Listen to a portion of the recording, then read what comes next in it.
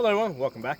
In this video I want to talk about generating power on your right side when you're leading with the right leg. Okay, so basically swords in the right hand, and I already have my right foot forward. So I'm in the position here. Now a lot of times what people do is when they come in to measure, basically they'll present blade. A lot of times when we're sparring, we're doing completely unarmored combat. We're basically doing touch kills, which is fine if that's what we're playing. But what if we're in a situation where somebody's got a gambeson on, or somebody's got a some mail on? They got some sort of light armor, and we need to defeat that light armor. And how do we deal with that? Obviously there's the option of pulling the right foot back, because now I can rotate my hips. Okay, from this side you can see. So when the right leg is back, I can rotate my hips into all my cuts on the right side. Okay, but what happens if I switch that? Okay, well, the first thing I'm going to say is when I switch this and I'm leading with the right leg, swords in the right hand, I'm in a great position to cut to the left side with a cut. Okay, so just like if you got your right foot back over here, you're in a position to make a nice strong cut on the right side. If I have my left foot back, I'm in a position to make a nice strong cut to the left side. Okay, and I don't actually have to step. I can just rotate my hips. Okay, and I can get a little bit of power because I have the ability to do that. Okay, so just by rotating my hips, I'm in a position to generate some power.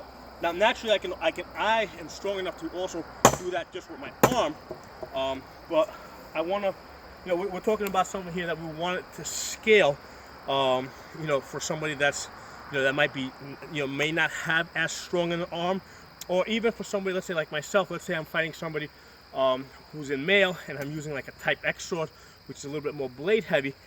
It's not so easy for me to arm that sword. I need to generate power from the lower body. So if I'm leading with this leg, okay, I can twist my hip and cut to the left side. Okay, so now let's go a step further. Let's say I now want to cut to the right side. So again, I'm leading with my sword leg. Okay, I got my hand here. Okay, a lot of times when we come into measure, if we're just doing some light fencing, basically we're doing all windings. We're doing some light cuts from the elbow, and that's fine. I can generate light cuts from the elbow just fine. But what if I need to generate more power? What are my options? Okay, so my option here is what I'm going to do is, even though I'm leading with this foot, I'm actually going to, first of all, I'm going to bring the sword back, and then I'm going to also cock my shoulder back. Okay, so I got the buckler forward, and I've cocked everything back. Okay, so now I still have room to pivot my hip. So from here, I can pivot the hip. So let me do it from this side. Okay.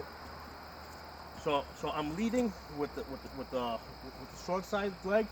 Okay. So not only am I bringing the sword back, but I'm also cocking my shoulders back. Okay. So now I have room to twist my hip. So I can twist my hip, and I can get that into the blows. And you see how I got chunks of wood. Okay, this is a blunt sword. And you can see how I got pieces of wood coming out of this wood. So I'm definitely able to generate plenty of power. Okay. Okay. I'm doing it from different positions so that you can see. And that's really the key to this. It's not enough to just bring the sword back. You have to basically twist your upper body back.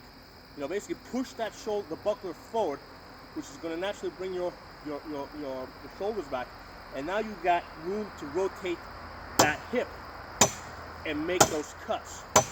Okay, so I'm still powering it from the hip. Now, obviously, I have a lot more to go.